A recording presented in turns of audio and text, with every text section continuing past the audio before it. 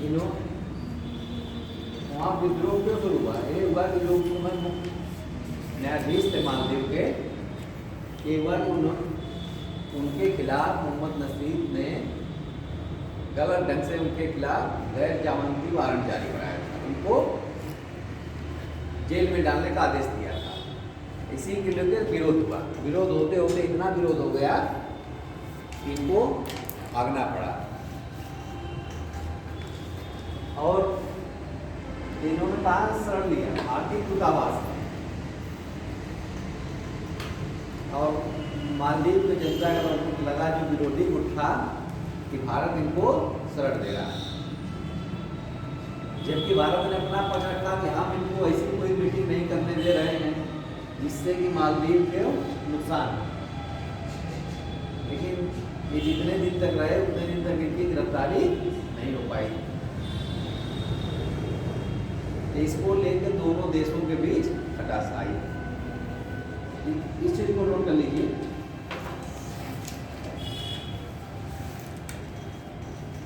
Plus इसको बताए थे पूरी चीज ना, आज समाप्त हो जाएगा। नोट करिए।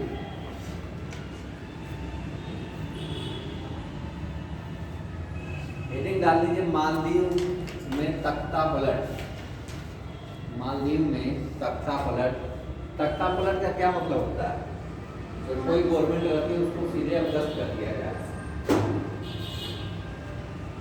तख्ता पलट एवं भारत पर इसका प्रभाव।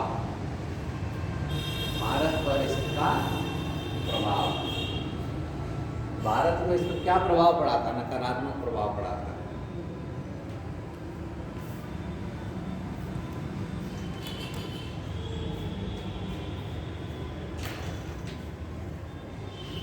नोट करिए, मालदीव में घटनाक्रम।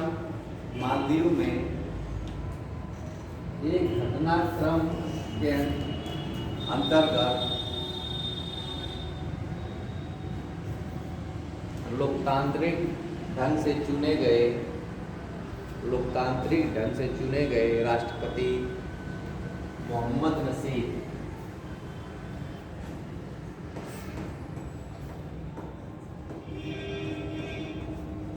जब तक वहाँ के राष्ट्रपति रहे, भारत के साथ संबंध कैसे थे? बहुत अच्छे थे। मोहम्मद नसीब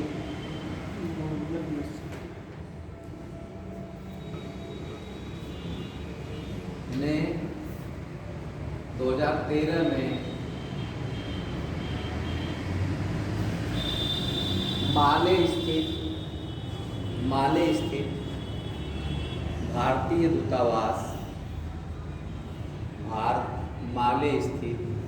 दूतावास में शरण लिया।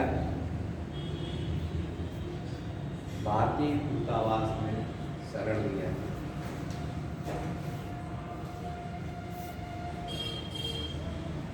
हो गया। नसीब ने भारतीय दूतावास में तब शरण ली। नसीब ने भारतीय दूतावास में तब शरण ली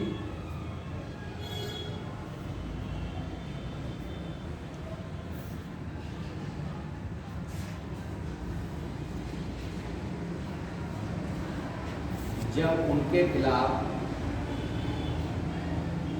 मालदीव के न्यायालय ने गिरफ्तारी वारंट जारी किया था।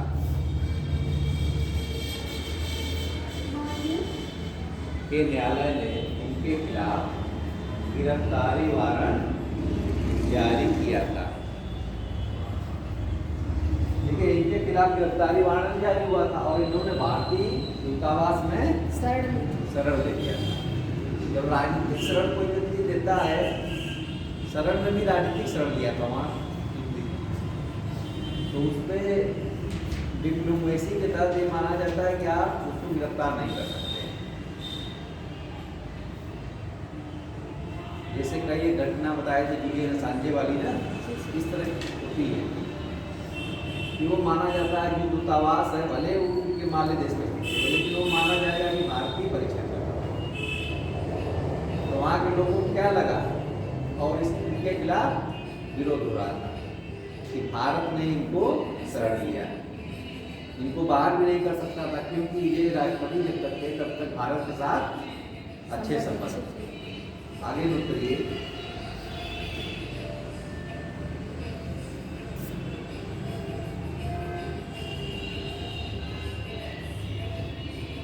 पूर्व राष्ट्रपति मोहम्मद नसीब द्वारा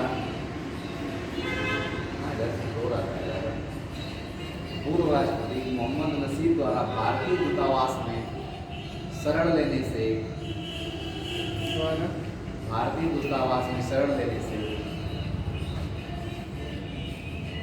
भारत और मालदीव संबंध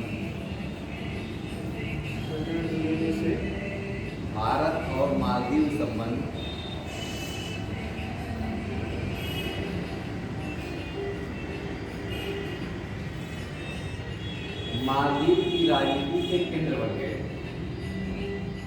मालदीव की राजनीति के केंद्र बन गए।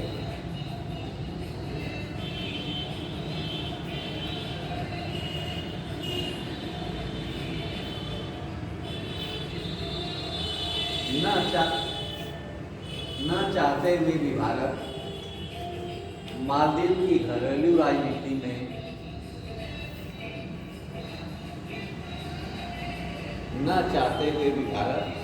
मालदीव की घरेलू राजनीति में, उनका अंदरूनी मामला था ना, घरेलू राजनीति में फंसता गया या घिसकता गया। फंसता गया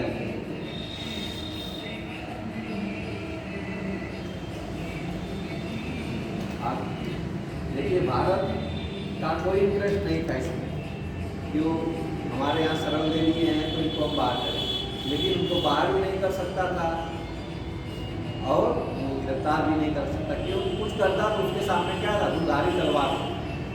और विरोधियों में क्या मैसेज गया कि भारत शरण दिया। इस चीज को आगे नोट करिए।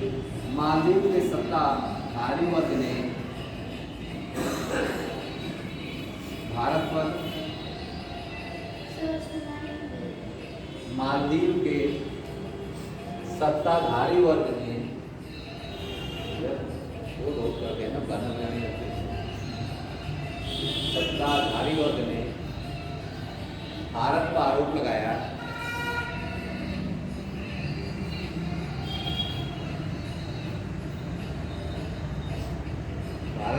लगाया कि भारत उनकी आंतरिक राजनीति में दखल दे रहा है। भारत उनकी आंतरिक राजनीति में दखल दे रहा है या हस्तक्षेप कर रहा है। भारत उनकी आंतरिक राजनीति में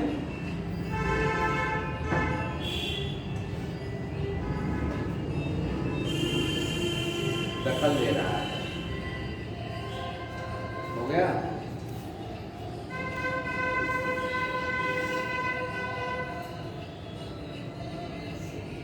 और मालदीव की सरकार ने भारत से आग्रह किया कि भारत से आग्रह किया कि वह मालदीव के न्यायिक प्रक्रिया का सम्मान करे। भारत ने आग्रह किया कि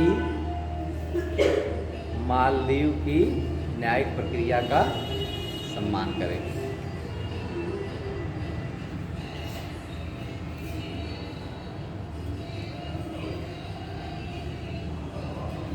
क्योंकि उनको न्यायालय ने गिरफ्तार करने का दिया था आदेश ना।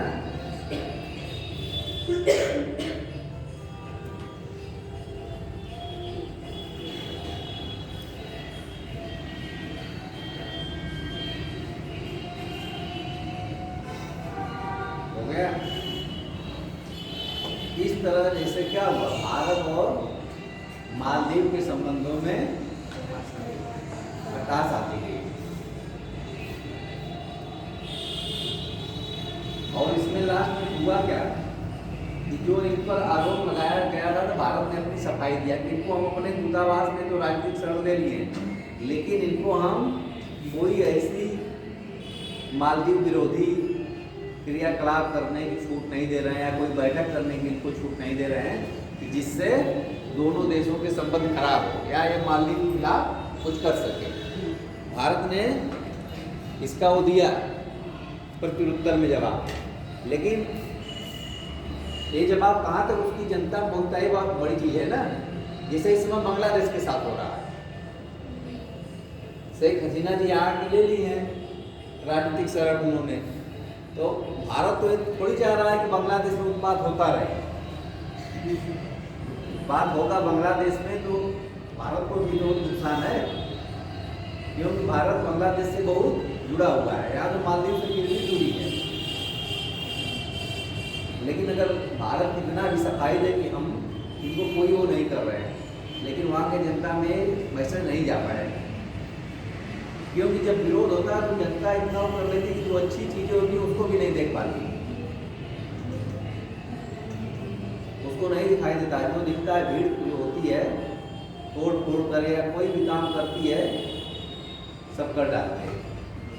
कोई आज भारत में सफाई देने के बावजूद भी भारत और मालदीव संबंधों में प्रकाश आई।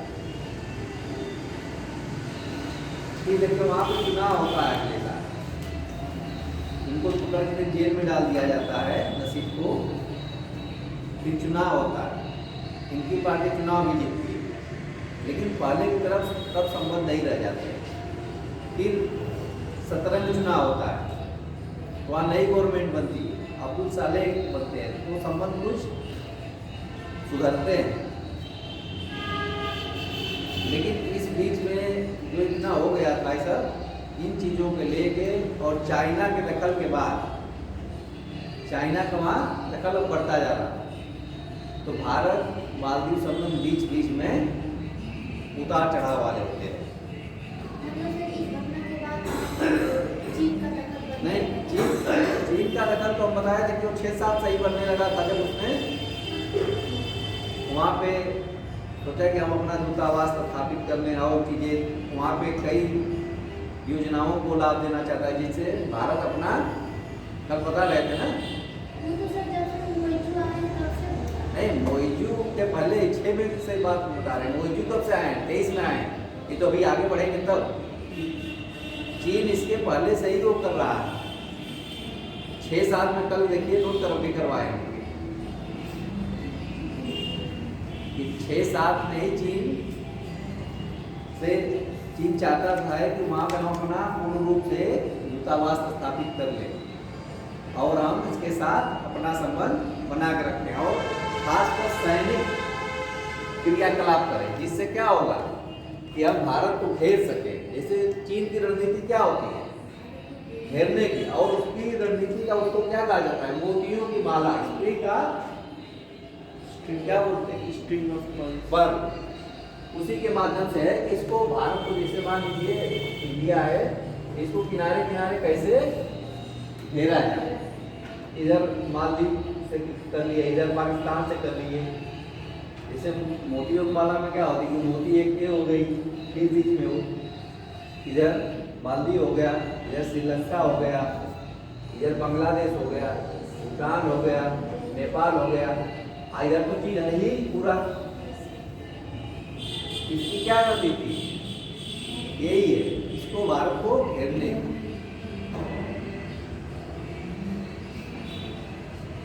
और इनके जो गुरु थे मोइजू के, अब्दुल गहीर कुछ नाम था भी बताया गया है, उनकी भी रणनीति जब भी उनकी आते थे, वो भी एक बार वहाँ की सत्ता में, वो भी जब रहते थे तो उनकी नजदीकी चीन से बढ़ती थी। लेकिन मोइजू के आने के बाद अभी तो हम आगे बढ़ेंगे कि वर्तमान पोजीशन क्या है। 2023 में इनकी सरकार बनी है और चुनाव जीतने के लिए वहाँ इंडिया आउट का नारा दिया गया, उसको हम आगे देखेंगे। ठीक, वो तो वर्तमान पोजीशन पढ़ेंगे तो हम इस समय की स्थिति है। एक मोइजू के आने के बाद तो भारत और मालदीव संबंध मतलब सबसे खराब हो गए। जब से मोहम्मद मोइजू वो राष्ट्रपति बने हैं तब से भारत बांग्लादेश का सॉरी मालदीव संबंध सबसे खराब दौर में पहुंच गए। अब सर वहाँ पे दूतावास भी नहीं यही दूतावास है, दूतावास है। देखिए संबंध खराब होने का मतलब ये नहीं है कि तुरंत दूतावास बंद कर दिया जाता है। अभी भी बांग्लादेश में भारतीय दूतावास काम कर रहा है, वहाँ गरीब चल रहा है। जब एकदम ये होता है कि कुछ नहीं एकदम चलने वाला है, या तो वहाँ एकदम अराजकता आ जाएगी, दूतावासों पर हमला होने लगे, इस तरह की चीज़ें आ जाए, या दोनों देशों में इतना ताना तानी बढ़ जाए, भले लड़ाई हो ना हो, कि वो अपने अधिकारियों को बुला लें, हम अपने अधिकारियों को बुला लें, तब दूतावास होते हैं। दूतावास को तुरंत जो डिप्लोमेसी है इसी के माध्यम से होगी ना। जो कूटनीतिक ढंग से जो अंतर्राष्ट्रीय राजनीति का मूल वो है कि हम अपने विवाद को कैसे सुलझाएंगे, कूटनीति के माध्यम से। तो उसका माध्यम क्या है? दूतावास ही है। जब उसी को हम बंद कर देंगे तो हमारा बातचीत का रास्ता ही बंद हो जाएगा ना। हमको कोई चीज कैसे निपटानी है? बातचीत। और बातचीत का क्या हमारा हो? दूतावास माध्यम से। क्योंकि अगर हमको मान लीजिए अभी कुछ कराना है, भारत को किसी चीज पर प्रतिरोध करना है मालदीव से, तो भारत क्या करेगा? मालदीव के दूतावास से वहाँ के राजदूत को बुलाएगा दिल्ली में जो, उनसे अपनी शिकायत दर्ज कराएगा। अभी आगे पढ़ेंगे तब मालदीव की इस समय क्या घटनाएं हो रही हैं। जैसे कई भारतीयों को पासपोर्ट रख ले रहे हैं, जबरदस्ती उनको उनके साथ बुरा बर्ताव कर रहे हैं। इन चीज़ों को लेके भी भारत ने अपना प्रतिरोध जताया था। ये सब चीज़ें कब आई? 2023 के बाद। लेकिन अभी हम कहाँ चल रहे हैं? हमारे संबंध जब खराब हुए 13 से लेके इस पीरियड तक, उसमें जो 13 का तख्ता पलट हुआ, उसका प्रभाव कैसा पड़ा भारत में? नकारात्मक प्रभाव पड़ा। ठीक,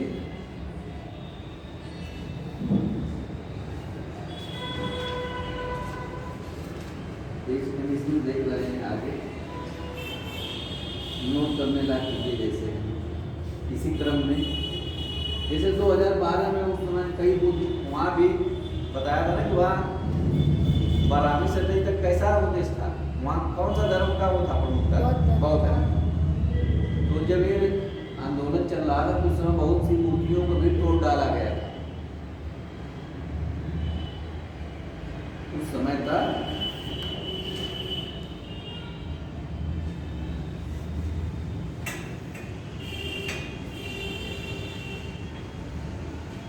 देखिए, फिर वहाँ 2019 में संसदीय चुनाव होते हैं।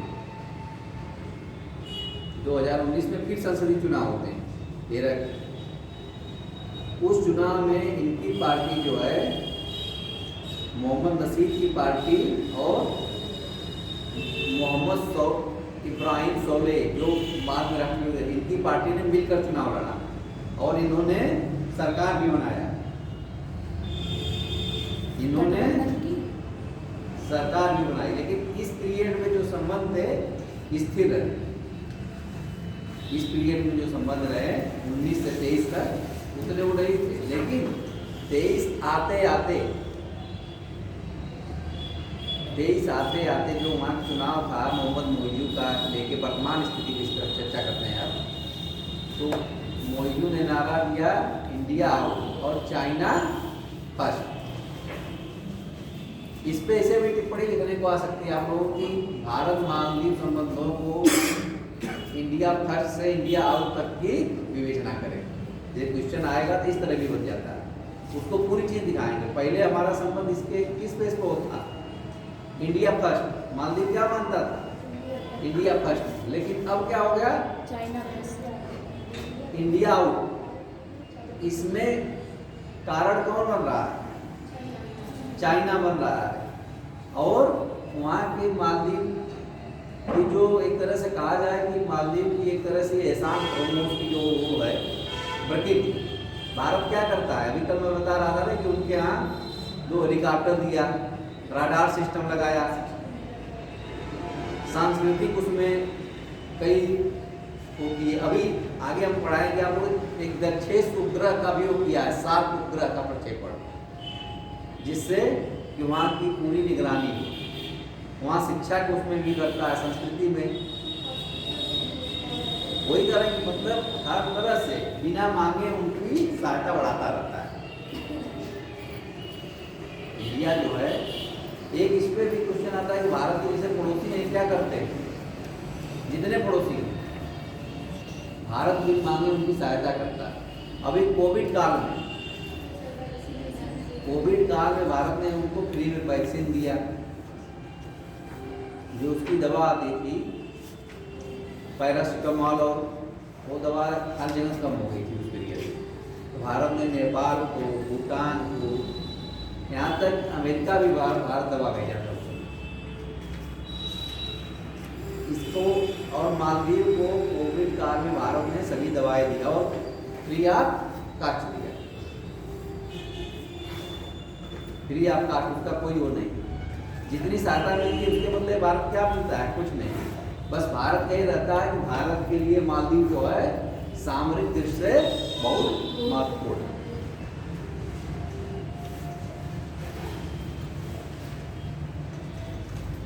चलिए अब आगे हम बढ़ते हैं। हेडिंग डाल दीजिए आप लोग, भारत मालदीव संबंधों में चीन की भूमिका। भारत मालदीव संबंध में चीन की भूमिका।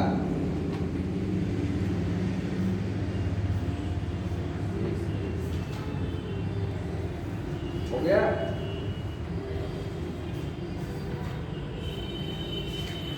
इससे कुछ नोट करवा देते हैं आप लोगों को।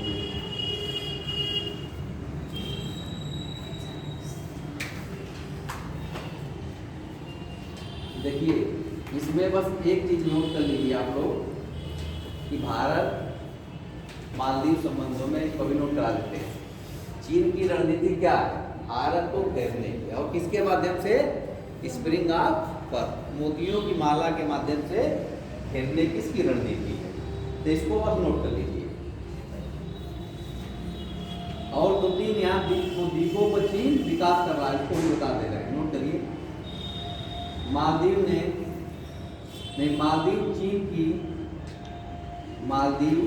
चीन की हिंद महासागर को घेरने की, हिंद महासागर के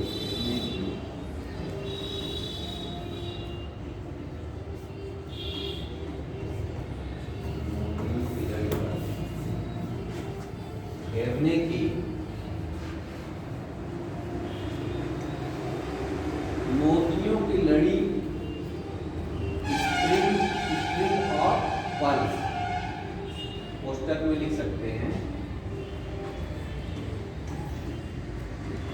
स्प्रिंग्स ऑफ पर्ल्स, मोतियों की लड़ी, मोतियों की लड़ी, स्ट्रिंग्स ऑफ पर्ल्स।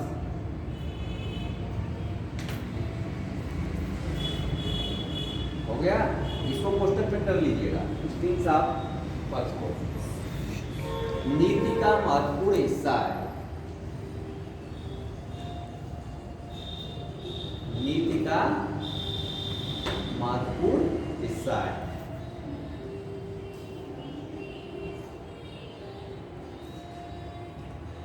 भारत और चीन दोनों ने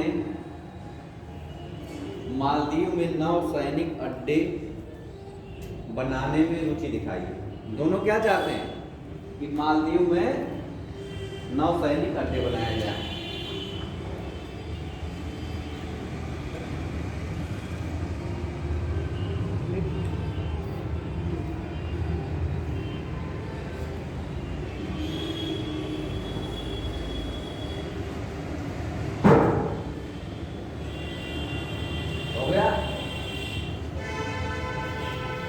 देखिए, बीच में मालदीव में बहुत जल संकट आया, तो उसमें भारत और चीन ने दोनों ने हेल्प किया। तो नोट करिए, इसको लिखिए।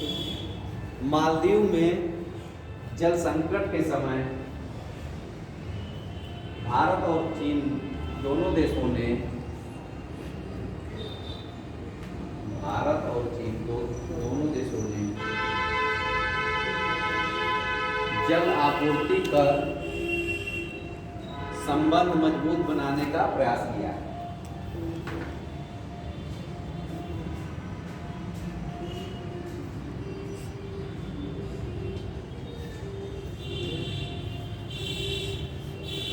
संबंध मजबूत बनाने का प्रयास किया।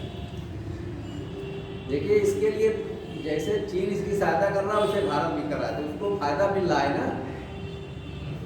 कोई रहे जिसको दोनों तरफ से फायदा मिलेगा तो फायदा लेगा।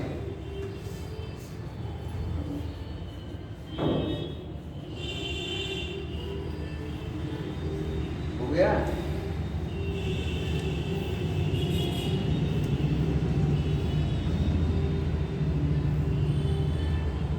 आगे चीन मालदीव में एक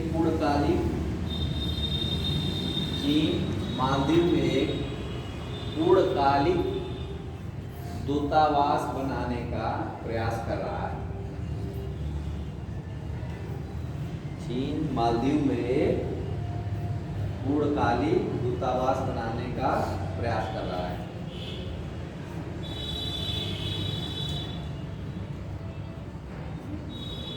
जो कि भारत के लिए एक गंभीर विषय है, गंभीर विषय है।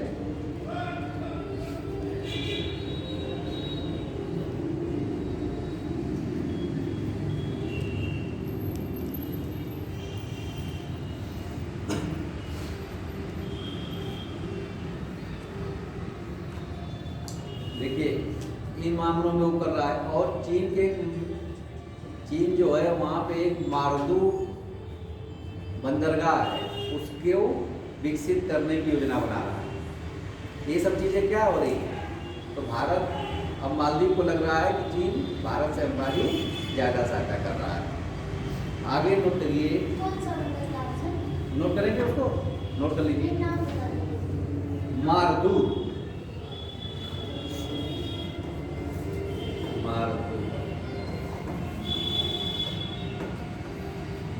बंदरगाह, नोट कर लीजिए इसको। चीन मालदीव में मारदू बंदरगाह के विकास में रुचि रख रहा है। जो मेन है उन्हीं चीजों को हम बस उस पर कर दे रहे हैं।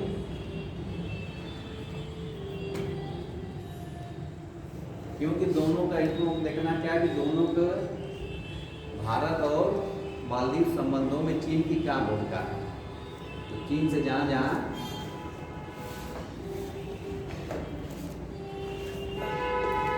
देखिए, मालदीव और चीन में एक समुद्री रेशम मार्ग, जो मार्ग है उसको बोलते हैं एक समुद्री रेशम मार्ग, वो बनाएगा चीन, नाम दिया गया है। तो मालदीव क्या करता है, इसका भी समर्थन करता है। जैसे भारत की परियोजना क्या है, सागरमाला परियोजना है ना, उसी तरह उसकी एक परियोजना है जो समुद्री रेशम मार्ग, उसका भी मालदीव क्या करता है, समर्थन करता है। जैसे भारत में है कि भारत पूरे क्षेत्र में किनारे किनारे अपनी एक विकसित करेगा सड़क हो, जिसको सागरमाला परियोजना का हो।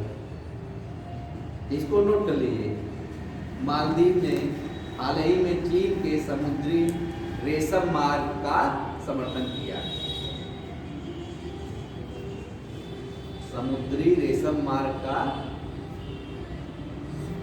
समर्थन किया।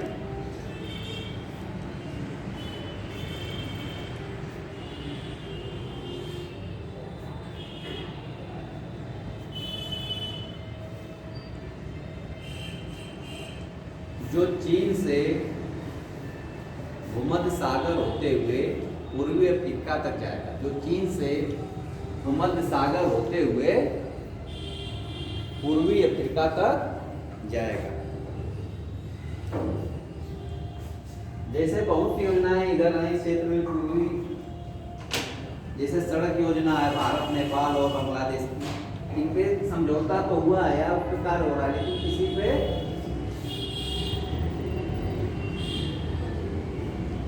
अमल नहीं लाया गया। तो चीन की भी ये योजना है समुद्री रेशम मार्ग, जो चीन होते हुए पहुंच जाएगी पूर्वी अफ्रीका तक। और देश तो इसका विरोध करते हैं, जैसे भारत हुआ, और लेकिन ये क्या करता है, मालदीव समर्थन करता है। इन चीजों से क्या हो रहा है कि भारत को दिक्कत हो रही है।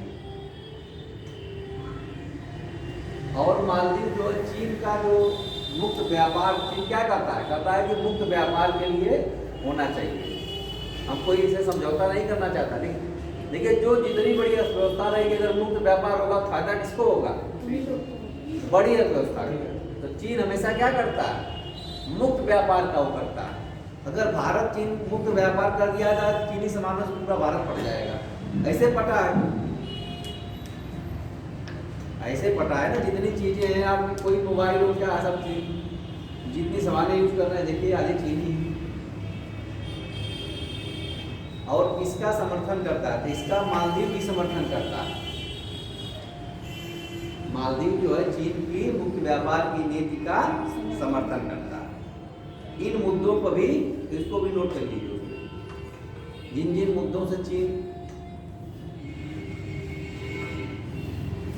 मालदीव चीन के मुक्त व्यापार क्षेत्र का, हाँ, क्षेत्र भी व्यापार नीति या क्षेत्र, नोट करिए, मालदीव चीन के व्यापार, मुक्त व्यापार नीति और मुक्त व्यापार क्षेत्र का समर्थन करता है, उसका अनुसरण करना चाहता है, उसका अनुसरण करना चाहता है।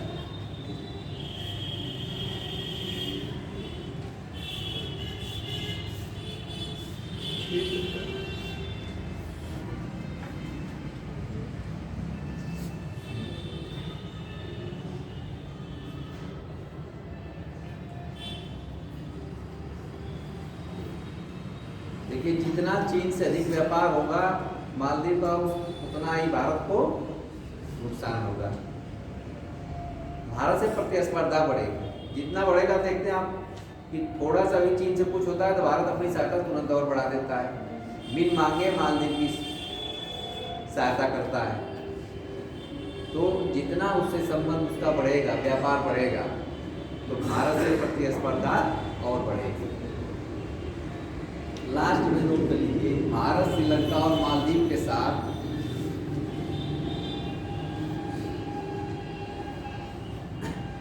जैसे अगर भारत चाहे, नोट करिए, भारत श्रीलंका और मालदीव के साथ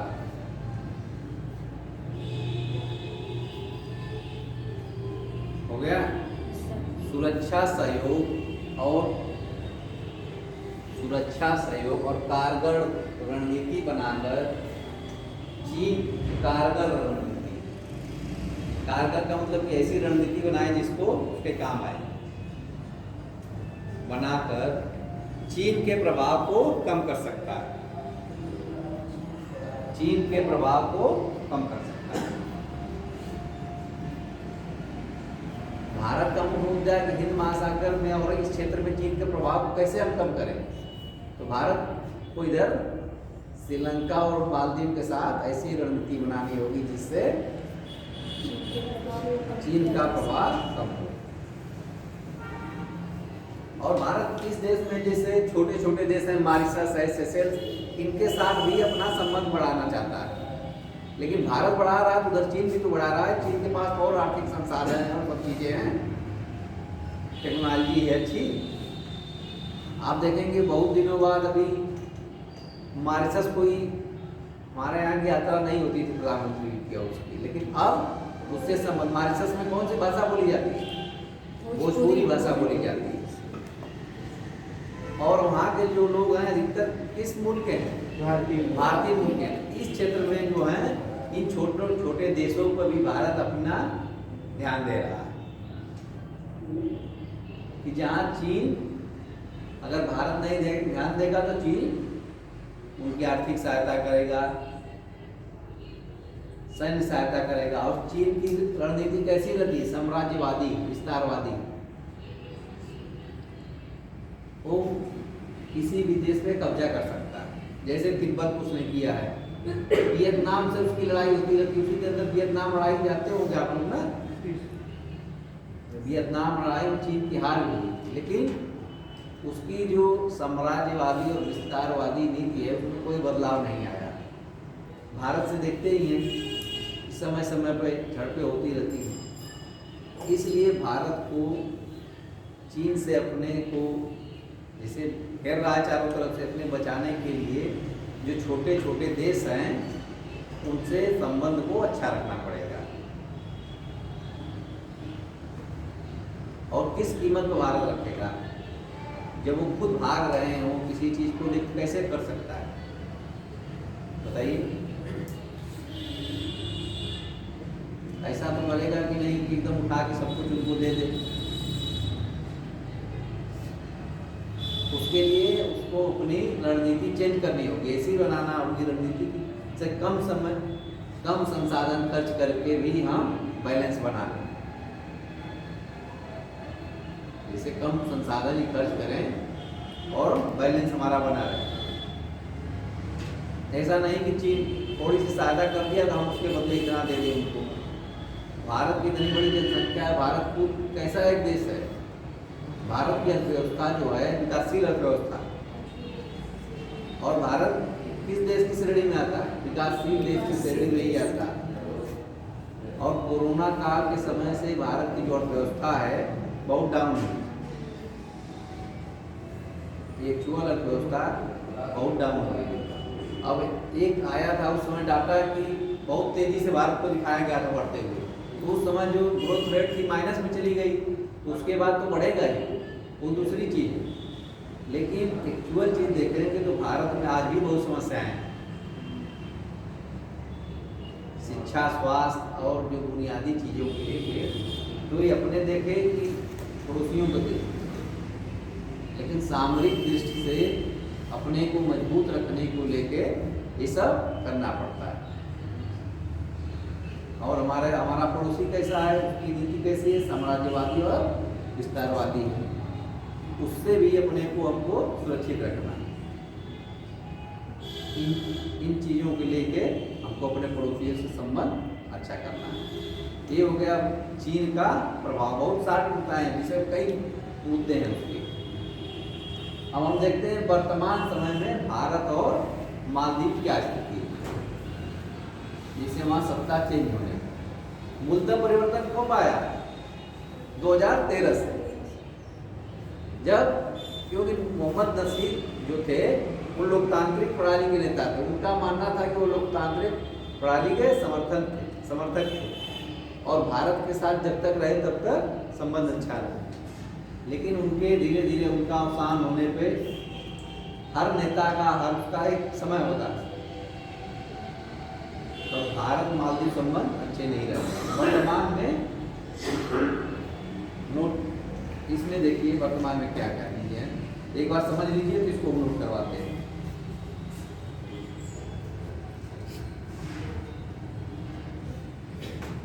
अभी 2023 में वहाँ चुनाव हुआ है, वहाँ राष्ट्रपति बने हैं मोहम्मद मोइज।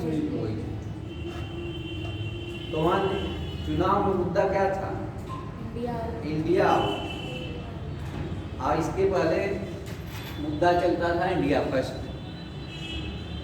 और भारत की भी नीति रहती है कि नेवर फर्स्ट, पड़ोसी फर्स्ट। और मोइजू की पार्टी ने नारा दिया कि इंडिया आओ, और उसने चुनाव भी जीत लिया। मोइजू की पार्टी ने इंडिया को आउट करके एक तरह से वो चीन को अपनाओ किए, लेकिन चीन का नाम लिए नहीं, चीन के रणनीति के तहत ही उन्होंने वो किया, उसी विचारधारा से प्रेरित है। जैसे नेपाल में कम्युनिस्ट पार्टियां हैं, कम्युनिस्ट पार्टियां जो है माओवादी पार्टी है, वो किससे प्रेरित होती है? साम्यवादी पार्टियों से। उसका अमल है ना माओवादी नेता। इस समय जो केपी शर्मा ओली है वो भी चीन, वो तो पार्टी से भले वो हैं दूसरे, लेकिन उनकी जो विचारधारा है वो भी चीन की विचारधारा से मिलती जुलती है। इसी तरह इन्होंने मोइजू ने नारा दिया इंडिया आउट, और वो चुनाव जीते और राष्ट्रपति बने। और जो नारा दे के आए थे उसी के अनुसार इन्होंने कार्य करना शुरू किया। अब तक कोई भी राष्ट्रपति या वहाँ का राष्ट्राध्यक्ष होता था तो भारत की यात्रा करता था। पहली यात्रा किसकी होती थी? भारत की होती थी। लेकिन उन्होंने पहली यात्रा तुर्की की थी, जिसे हम तुर्की कहते हैं, उसका नाम बदल दिया गया है ना, तुर्की की यात्रा की। ठीक, उस पर भारत को कोई आपत्ति नहीं हुई, ठीक यात्रा। उसके बाद उन्होंने भी भारत की यात्रा नहीं की। उसके बाद वो कहाँ गए? चाइना गए। फिर उसके बाद भारत की यात्रा। तो भारत को लगने लगा कि हमको इनकी गवर्नमेंट में कब महत्व मिला, और उन्होंने क्या कहा कि भारत दूतावास से अधिकारियों को बुला को सूचना दिलवाई कि यहाँ से जो भारतीय सैनिक हैं इनको भारत हटा दे। तो भारत ने अपने सैनिकों को हटा भी दिया, इसी को हटाया। भारत अपने सैनिकों को हटा दिया। और भारत मालदीव संबंध जो वर्तमान की स्थिति हो रही है इस समय भी, तो मई या जून में मोदी जी गए थे लक्षद्वीप। तो वहाँ उन्होंने अपना एक दिन प्रवास किया, वहाँ कुर्सी लगा बैठे रहे। उसको देख के इन लोगों को लगा, जैसे वहाँ के मंत्रियों को और इनके कुछ मंत्रियों ने मोदी जी के बारे में बहुत ही गलत टिप्पणियाँ की। इनको लगा कि ये हमारे संप्रभुता को कर रहे हैं, हस्तक्षेप कर रहे हैं इतने पास में आके। क्योंकि जो लक्षद्वीप है वो बहुत पास है वहाँ से, और लक्षद्वीप पर अभी भारत इतना ध्यान नहीं देता। और इन संबंधों को इस समय जो उतार चढ़ाव वाले संबंध है, इससे क्या हुआ? मालदीव की अर्थव्यवस्था बहुत खराब हो गई। क्यों खराब हुई? कि जितने वहाँ पर्यटक जाते हैं, लगभग हर साल वहाँ 3 लाख पर्यटक भारतीय जाते हैं। अब उनकी संख्या घटती जा रही है। मैं डाटा भी बताऊंगा आपको। अब उनकी संख्या घटती जा रही है। 24 में कितने गए? 2 लाख भी पर्यटक वहाँ नहीं गए। तो भारत अब लक्षद्वीप को इस तरह से विकसित कर रहा है कि हमारे जो पर्यटक हैं, जैसे घूमने जाते थे मालदीव, उसको वहाँ घूम के ना वो लक्षद्वीप में घूमे। क्योंकि दोनों की वातावरण और जो परिस्थितियाँ हैं, एक तरह से जो दृश्य हैं कैसे हैं, एक समान है लगभग, लेकिन डेवलपमेंट उतना नहीं है यहाँ। और भारत के पास इतना संसाधन है, वो चाहे तो डेवलपमेंट कर सकता है। तो भारत इस समय लक्षद्वीप पे ध्यान दिया, और लक्षद्वीप में बहुत ज़्यादा पर्यटन बढ़ा है। इस समय आप लोग देखेंगे 8 तक आता है कि लक्षद्वीप की यात्रा के लोग पैकेज देते हैं, टूरिस्ट कंपनियां। ये भारत की रणनीति का हिस्सा है कि आप ज़्यादा अगर उसकी तरफ झुकेंगे, चाइना की तरफ, तो हम अपने देश के लोगों का, हमको कहने की जरूरत नहीं है कि हम आपके यहाँ नहीं आएंगे। हम अपने कार्य व्यवहार से ही चेंज कर लेंगे, आपकी अर्थव्यवस्था ऐसे डगमगा जाएगी। बात समझ आ रही है ना? और जो मंत्री मोदी जी के खिलाफ टिप्पणी किए थे, अंत में विरोध हुआ वहाँ पर भी। जैसा ये तो है नहीं कि वहाँ की पूरी जनता और पूरे हर पार्टी के लोग भारत के विरोधी हैं। कुछ ही लोग तो होते हैं। कोई देश अपने पड़ोसी देश का जो हमेशा सहायता करता है उसका विरोधी नहीं होता है। कुछ चंद लोग होते हैं जो इस तरह की बरगलाते हैं। क्या पाकिस्तान हमारा पूरी तरह विरोधी है? कुछ उसके नेता, वहाँ की जनता से हम लोग मिले नहीं है, और पाकिस्तान में हमारे खिलाफ बताया जाता होगा कि हम लोग उसके विरोधी। क्या हम लोग उसके विरोधी हैं? एकदम। हमारा वो क्या कर रहा है कि उसके बोल रहे हैं। लेकिन नेताओं की वजह से, जैसे ऐसे कुछ लोगों की वजह से ऐसा माहौल बनाया जाता है। तो वहाँ भी विरोध हुआ कि बड़े मोदी जी बड़े नेता हैं, उनके खिलाफ ऐसी टिप्पणी ने किया था। जिन मंत्रियों ने किया था उनको बर्खास्त किया। मोहम्मद मोदी सरकार ने उन मंत्री को बर्खास्त कर दिया, और फिर उन्होंने भारत की यात्रा भी की, जो फिर इस समय के बाद उन्होंने भारत की यात्रा भी की, और फिर से संबंधों को समान बनाने का प्रयास किया गया। मतलब जो वर्तमान स्थिति है कि हम अपने संबंध को फिर से समान रखें। वर्तमान समय में यही स्थिति है, इसको हम नोट कर लेते हैं। और आगे के जैसे क्वेश्चन की इसमें आगे क्या रणनीति है, तो आगे हम ये कर सकते हैं कि भारत को अपने पड़ोसी देशों पे ध्यान देना चाहिए जो छोटे छोटे, और उनसे संबंध को इस ढंग से बनाना चाहिए कि हमारा भी आर्थिक और सैन्य शक्ति या सब कुछ बचाते हुए इतना नुकसान न हो, संबंध भी अच्छे रहे, क्योंकि संबंध एक तरफ से नहीं बनेंगे। कोई अगर कोई देश है या कोई व्यक्ति इतना भाग रहा है तो हम उसको कितना करेंगे, बोले वो चीन के पीछे ही भागेंगे। इसी चीज का उन्होंने मोदी जी ने संदेश दिया था उस समय, इसी चीज का संदेश दिया। और लक्षद्वीप में जो इतनी इस समय उसको बढ़ावा दिया जा रहा है सब कुछ, उसी चीज का संदेश है कि अगर आप ज़्यादा हमसे वो संबंध अपना खराब करेंगे तो हमारे देश के जो पर्यटक हैं और कुछ सहायता है आपको नहीं मिलेगी। अब पर्यटन से वहाँ की अर्थव्यवस्था चलती है और पर्यटक आते हैं वहाँ, लेकिन 70% 80% कौन लोग होते हैं? भारतीय होते हैं। क्योंकि आपको डाटा बता रहा हूँ मैं।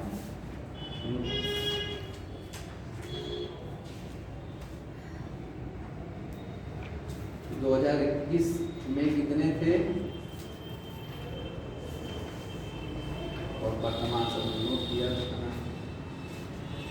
हाँ देखिए, इसको नोट नहीं करा, सुन लीजिए, एक तो आप आइडिया कीजिए। मालदीव जाने वाले पर्यटकों की संख्या 2018 में देखिए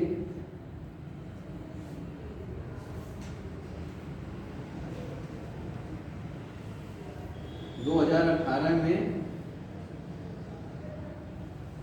90,000 करीब, फिर 19 में 1,70,000 लगभग, 20 में 62,000, 21 में 3 लाख लगभग, देखिए फिर 22 में 2,40,000, 23 में घट के 20 लाख हो जाएगी।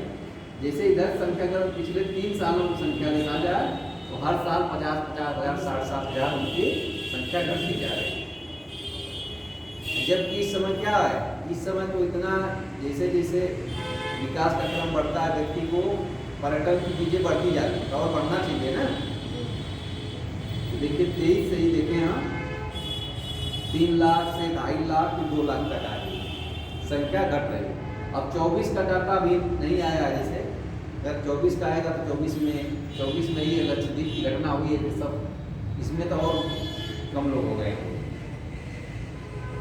और संबंधों को खराब होने में एक चीज़ और है, वहाँ के गवर्नमेंट ने जैसे कोई गया है व्यक्ति घूमने, इस तरह की घटनाएं, उसका अगर वीजा का 1 दिन का खत्म हुआ तो ये माना जाता है कि खत्म होने पर कुछ प्रक्रिया स्वरूप उसको बढ़ा दिया जाता है। लेकिन उसको ये बढ़ाने का इतना ज़्यादा चार्ज लेने लगे, उसको उठा के जेल में बंद कर दिए। कई ऐसे पर्यटकों के साथ हुआ।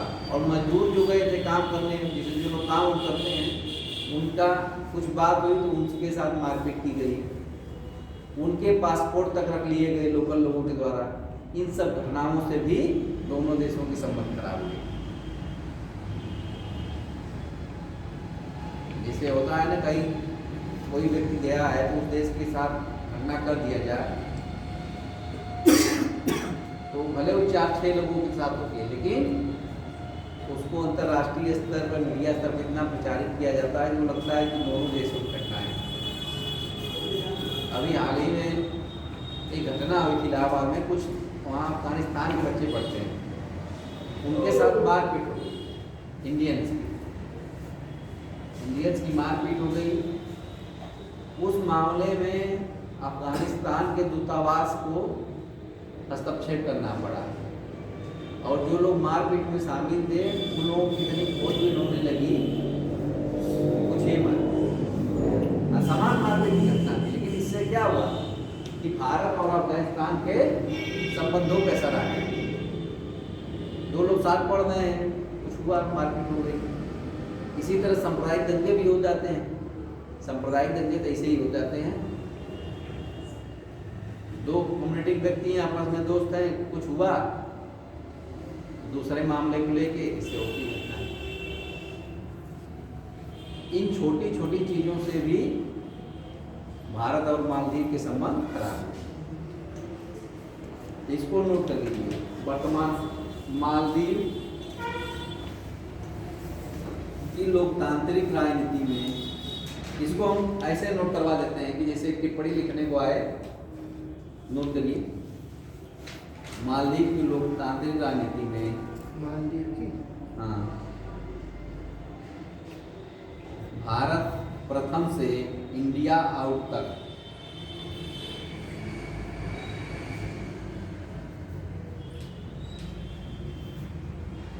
इंडिया आउट तक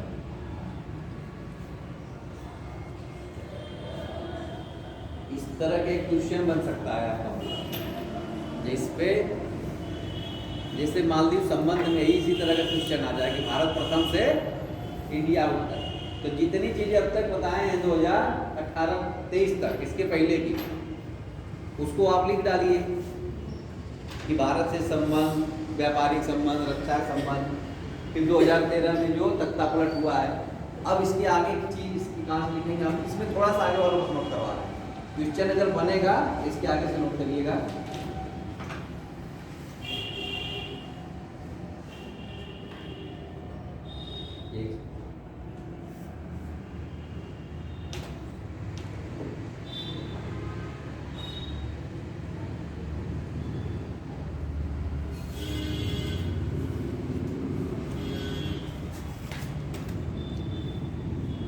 नोट करिए, नवंबर 2018 में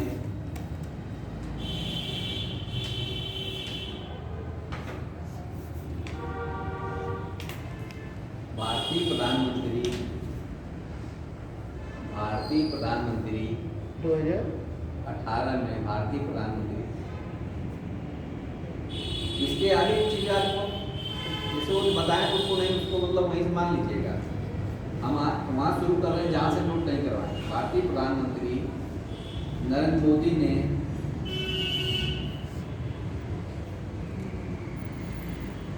मोहम्मद सोहेल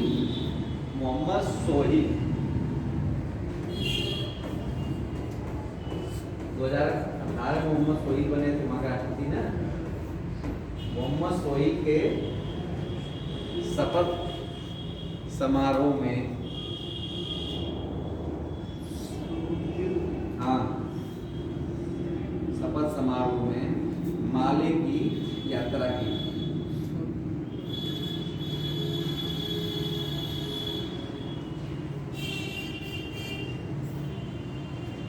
इनका शासनकाल कब से कब तक? 18 से, अभी कब चुना हुआ है?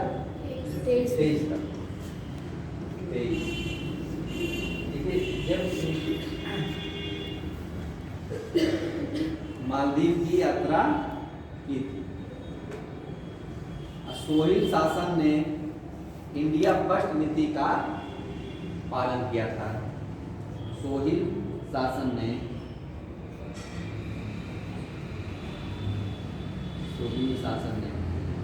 इंडिया फर्स्ट नीति का पालन किया। और इस दौरान इंडिया फर्स्ट लिखिएगा तो उसके नोटे तमाम कर लीजिएगा इसे। इंडिया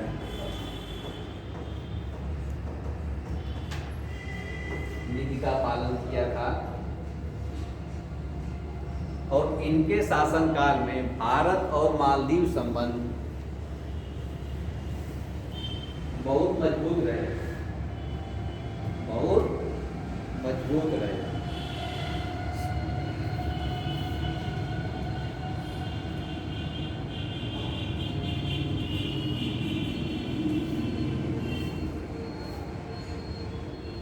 हालांकि विपक्षी नेताओं ने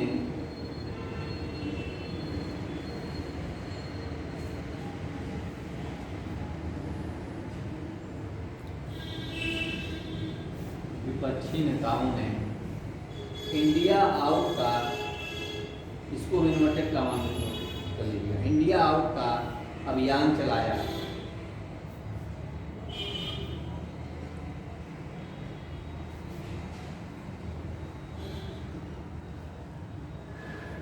इंडिया आउट का अभियान चलाया। और इंडिया आउट का अभियान चलाया और इस स्थिति को लेकर सरकार और विपक्ष के बीच खींचतान मची रही। सरकार और विपक्ष के बीच खींचतान मची रही। इस शासन तक इनके मोहम्मद सोली 18 से 23 तक खींचतान मची रही। सितंबर 2023 में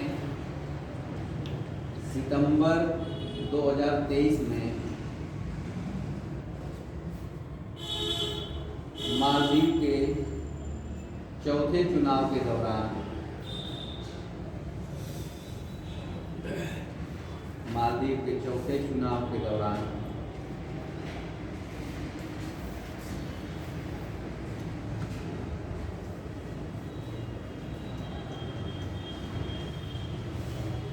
हो गया।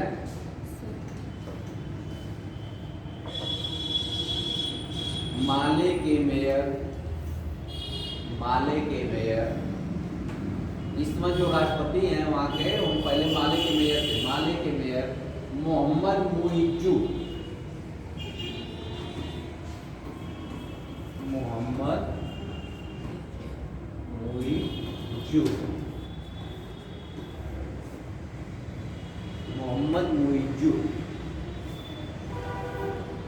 के नेतृत्व में People's National Congress PNC, People's National Congress, post में लिख लीजिएगा PNC।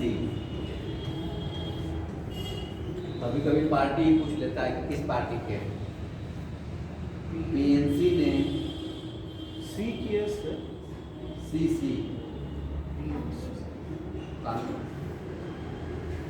पीपुल्स नेशनल कांग्रेस ने राष्ट्रपति पद पर इनको बैठाया या बनाया, राष्ट्रपति पद इनको दिया।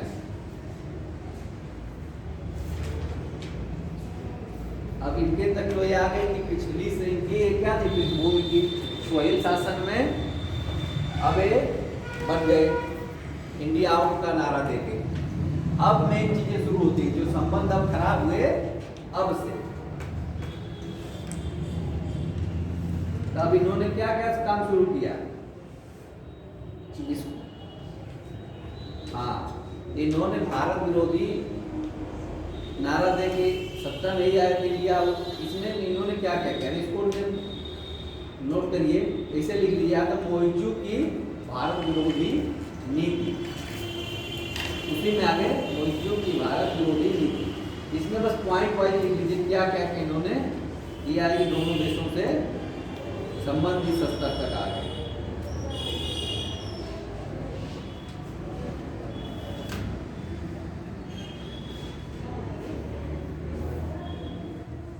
वैसे तो एक दावा करते हैं कि हम किसी देश के समर्थक नहीं रहेंगे ना विरोधी रहेंगे। इसको कुछ अंतर्राष्ट्रीय विशेषज्ञों ने इसको कहा कि ये मुइज्जू की नाटक है सब, लेकिन वास्तव में क्या कर रहे हैं, चीन को प्रश्रय दे रहे हैं अपने यहाँ और भारत का विरोध कर रहे हैं। जैसे राष्ट्रपति बने तो इन्होंने कहा कि हम हमारी जो नीति रहेगी वो स्वतंत्र रहेगी, हम किसी से ना समर्थक रहेंगे ना विरोधी रहेंगे, न किसी के विरोधी रहेंगे। इसको नोट करिए। मुइज्जू ने सार्वजनिक रूप से दावा किया, मोहम्मद मुइज्जू ने सार्वजनिक रूप से दावा किया कि हम किसी देश के समर्थक या विरोधी नहीं रहेंगे, किसी देश के समर्थक या विरोधी नहीं रहेंगे।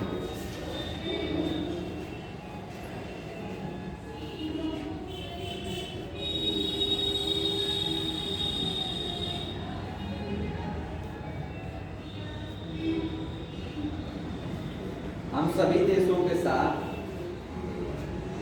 समान व्यवहार और उनके दावों पर खरे उतरने की कोशिश करेंगे। सभी देशों के साथ समान व्यवहार और उनके दावों पर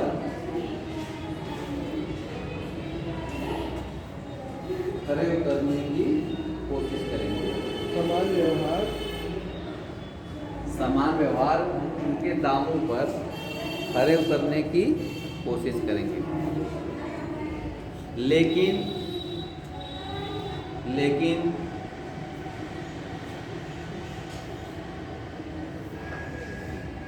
ये भी अपने गुरु अब्दुल्ला यामीन अपने गुरु अब्दुल्ला यामीन, ये भी अपने गुरु अब्दुल्ला यामीन की चीन समर्थक नीति को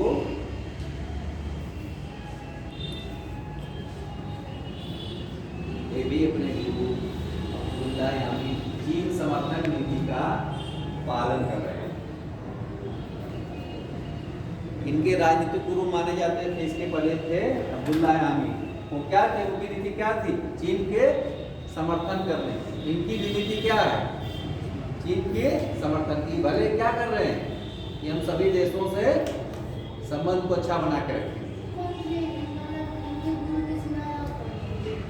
इनके गुरु वो राष्ट्रपति नहीं थे, जैसे इनके गुरु थे तो अपना उनकी नीति हमेशा वो थी चीन समर्थकों की।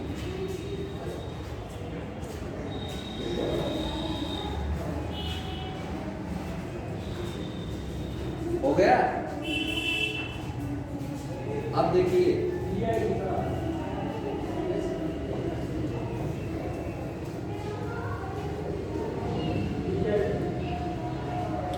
हम नोट करिए 30 सितंबर 2023 को राष्ट्रपति चुने गए।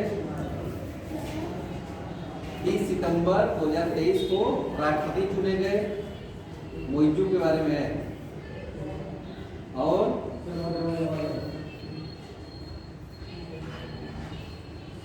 इन्होंने और इसके बाद ही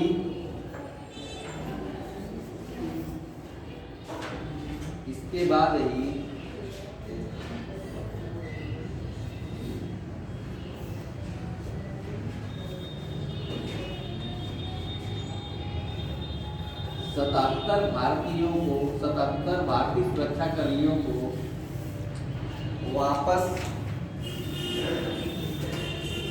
77 भारतीय सुरक्षा कर्मियों को भारत वापस बुलाने को कहकर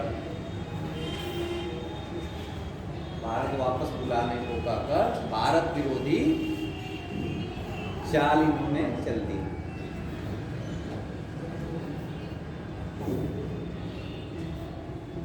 जैसे राष्ट्रपति बने थे, कुछ दिन बाद उसके क्या कहे कि वहाँ भारतीय जो सैनिक थे कहे वापस बुला लिया जाए। इसको बाद में वापस भी बुला लिया गया।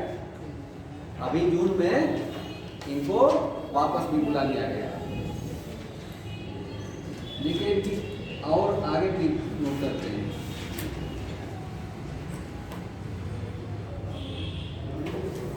अंततः भारतीय प्रधानमंत्री नरेंद्र मोदी ने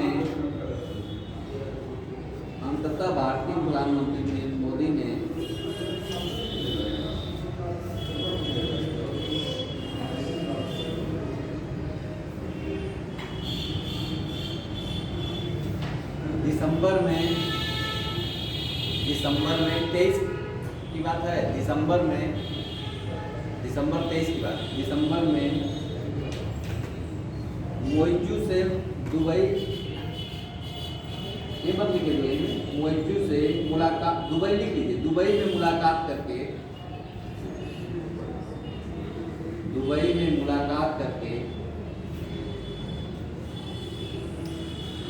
दोनों देशों के बीच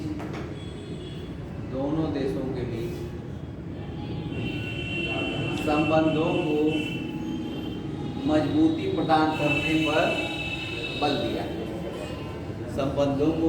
प्रदान करने पर बल दिया।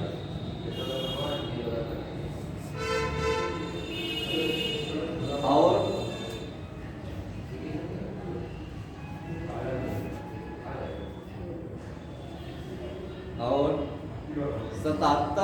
भारतीय सैन्य कर्मियों को वापस लेने पर जोर दिया।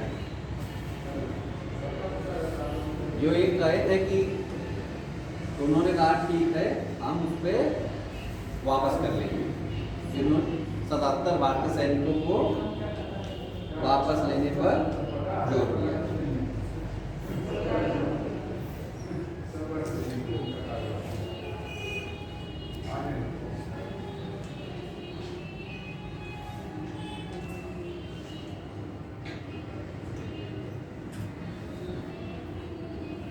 देखिए इस इनके राष्ट्रपति पद के संभालने से लेकर इस तरह की घटनाएं शुरू हो गई। फिर इन्होंने यात्रा किसकी की? पहली तुर्की की, फिर चीन की, फिर इंडिया की। वो तो जो मुलाकात हुई थी दुबई में, एक बैठक चल रही थी, उसमें इन लोगों की मुलाकात हो गई थी। लेकिन इन लोगों की जो दो द्विपक्षीय संबंध थे, द्विपक्षीय यात्रा कब हुई? उसके बाद हुई। नोट करिए,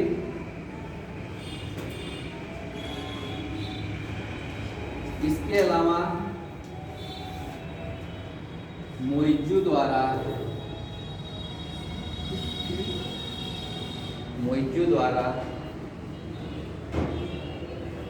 अपनी पहली विदेश यात्रा तुर्की की गई।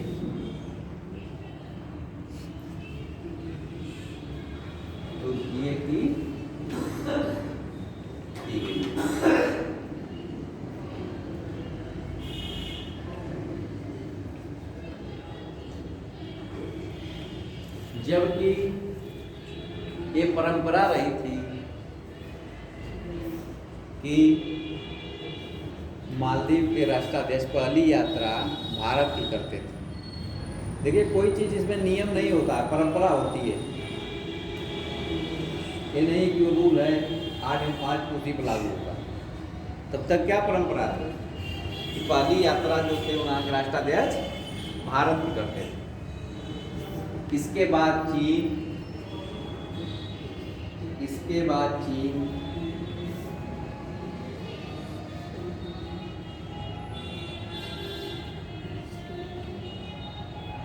की यात्रा की,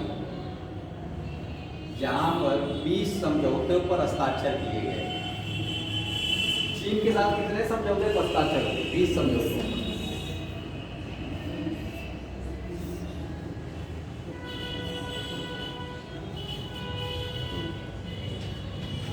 ये हो गया दोनों देशों के बिगड़ते संबंध।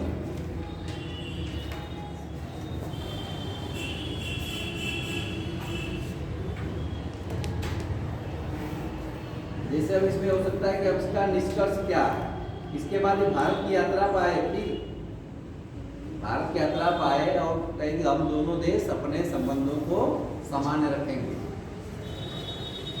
लेकिन इस बीच इतनी घटनाएं हो चुकी थी भारतीयों के साथ और चीन के साथ समझौते से कि दोनों देशों के संबंध फिर पहले की तरह होने में बहुत समय लगेगा, या तो पहले की तरह होना मुश्किल है। इसे कहा जाता है ना कि संबंध जो होते हैं कि ठीक है एक बार हो गए, अगर एक बार संबंधों में दरार आ गई, उस तरह की चीज़ें विश्वास जो है नहीं बन पाता, या तो इनके रहते नहीं होगा, फिर वहाँ सत्ता परिवर्तन हो। वही ऐसा नेता है जो भारत समर्थक हो या इस नीति का पालन करे कि जो सही, तब संबंध कर सकते हैं। अब है कि इन दोनों देशों के आगे भविष्य की क्या हो गए, निष्कर्ष इसका क्या है? तो भारत क्या कर रहा है? भारत इस समय, निष्कर्ष में नोट कर लीजिए ऐसे,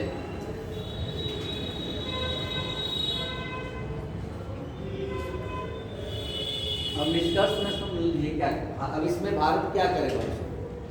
भविष्य में भारत इनके अपने लक्षद्वीप को मालदीव की तरह विकसित करेगा, कि जिससे वहाँ के पर्यटन की संभावना कम हो जाए और भारत की बढ़ जाए। और भारत की जो सागर माला परियोजना है, कब तक उसको पूरा करना है? 2030 तक। उसके माध्यम से अपनी सामरिक जो सुरक्षा का वो है खाका, उसको तैयार करें। सागर माला परियोजना का क्या उद्देश्य है कि हम अपने जो किनारे किनारे के बड़े बड़े शहर हैं उनको सड़क माध्यम से बढ़िया जोड़ लेंगे। किसी विशेष स्थिति में, युद्ध की स्थिति में या व्यापार के लिए हमको सुविधा होगी। तो निष्कर्ष यही है कि भारत मालदीव से संबंध को सामान्य रखे और लक्षद्वीप को विकसित कर रहा है, इस पे ध्यान देगा और सागर माला परियोजना को डेवलप करेगा। उसका एक कब तक है? 30 तक है, भले वो कुछ बढ़ जाएगा। जैसे कोई योजना होती है तो उसको उसका एक समय सीमा निर्धारित की जाती है। चीन तो इतना आगे है कि योजना को करने में वो जितना समय दिया जाता है उससे पहले पूरा कर लेता है। इसका कारण क्या है? टेक्नोलॉजी। और अब भारत में भी योजनाएं अब तेजी से हो रही है जैसे, लेकिन भारत में कारण क्या होता है? जैसे यहाँ पे एक चीज को लेके हमेशा होता है निजीकरण और सरकारी और गैर सरकारी का। गवर्नमेंट यही चाहती है कि जैसे जिन चीज़ों को ठेका प्रणाली में काम तेजी से थोड़ा होता है। अभी देखे होंगे आप लोग रेलवे में बहुत तेजी से काम हो रहा है। क्यों हो रहा है? ये सब परियोजनाएं बहुत पहले से पास थी, लेकिन उसमें अभी इन्होंने क्या कर दिया, निजीकरण के माध्यम से जितनी अब सब संरक्षा के नीचे की चीजें हैं सब ठेका प्रणाली से हो रही है। लेकिन ये भारत जैसे देश के लिए अच्छी नहीं, खास करके यूपी बिहार जैसे राज्यों के, जहाँ पे लोगों को क्या वो है बोला सकता है नौकरी के लिए होता है। अब रेलवे का जो जितनी वैकेंसियाँ नीचे की हैं वो सब ठेका प्रणाली आउटसोर्सिंग के माध्यम से भरी जाती है। इससे गवर्नमेंट को तो फायदा होता है, लेकिन हमारा जो संविधान है, जो आर्थिक उसका वो सब करता है, वेलफेयर का वो सुरक्षा देता है, उसके अनुसार सब चीज़ें सही नहीं है। इसी को लेके इसमें कॉन्फ्लिक्ट रहता है। गवर्नमेंट ये चाहते हुए भी फुल्ली वो नहीं कर पा रही। धीरे धीरे धीरे धीरे प्राइवेटाइजेशन हो रहा है ना।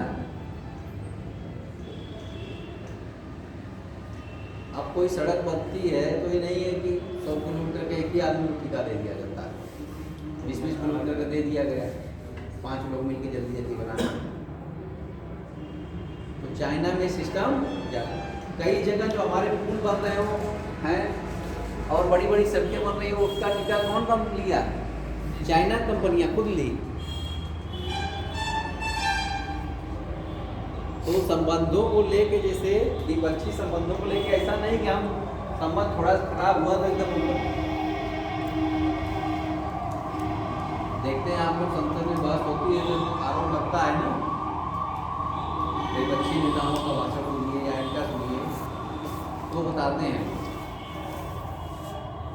कि बांग्लादेश में हमारे बहुत से उद्योगपति वहाँ प्लांट लगाए हैं। तब संबंध खराब हो गया तो नहीं कि हम उसको एकदम बंद कर दें। ठीक है, उसको अभी चल रहे हैं, स्थगित कर सकते हैं, कुछ दिन के लिए रोक सकते हैं। जब ऐसी स्थिति एकदम आ जाएगी तो उसको वापस लें। इसमें निष्कर्ष में नोट कर लीजिए कि आगे क्या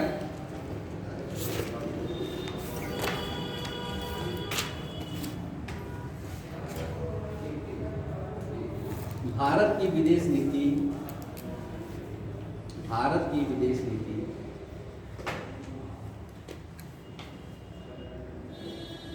पड़ोसी पहले या नेबर फर्स्ट की रही है।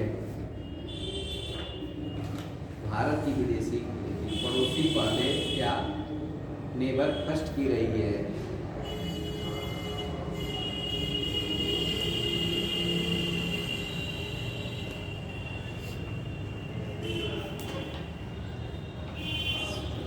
और मालदीव भी भारत फर्स्ट की नीति अपनाता आया, लेकिन इस बीच मालदीव भी भारत फर्स्ट की नीति को अपनाता आया, लेकिन इस बीच कई मुद्दों को लेकर उतार चढ़ाव या तनाव की स्थिति बनी रही।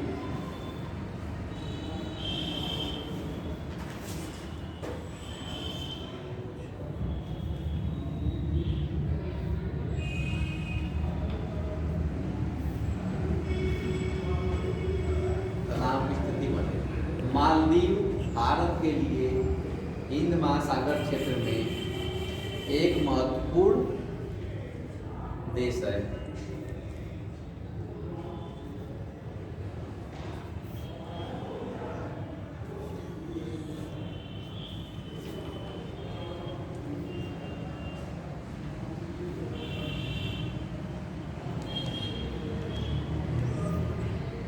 भारत की विदेश नीति में हिंद महासागर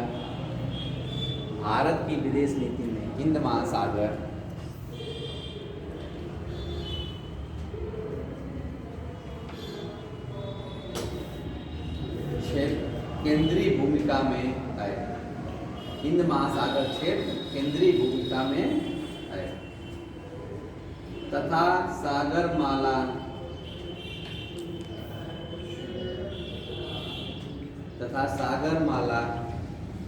सागरमाला लिखिएगा तो उसको भी इन्वर्टेड कॉमा लिखिएगा।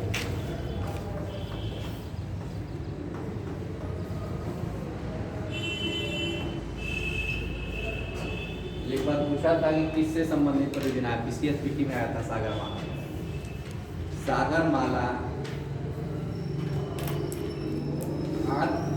आत्मनिर्भर भारत तथा सागरमाला आत्मनिर्भर भारत तथा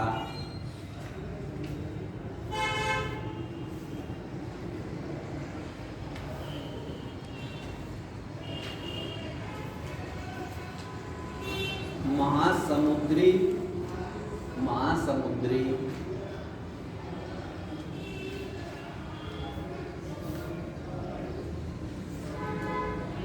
योजना 2030 महासमुद्री योजना 2030 के माध्यम से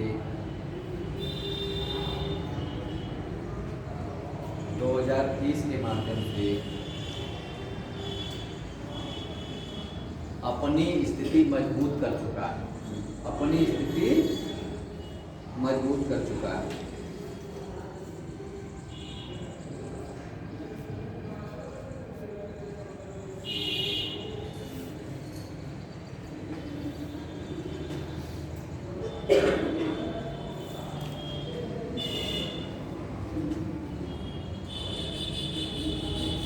मालदीव के साथ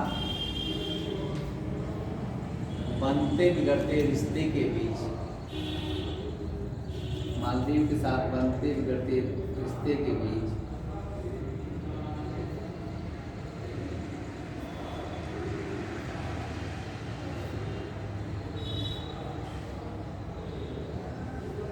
भारत एक अच्छे पड़ोसी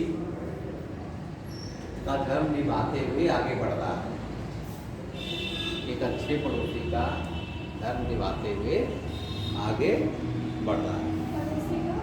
धर्म निभाते हुए या कर्तव्य मानते हुए आगे बढ़ रहा है।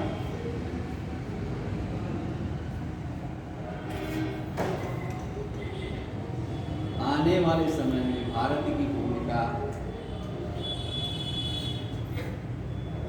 और बड़ी होनी चाहिए।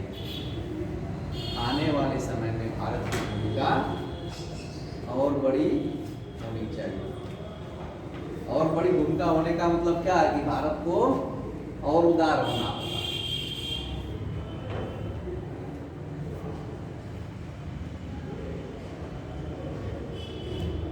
ये हो गया इसका निष्कर्ष कि जैसे हम आगे इसका तो आप लोग हम जितना देखेंगे संबंध पढ़ रहे हैं तो हम इतने देशों का अभी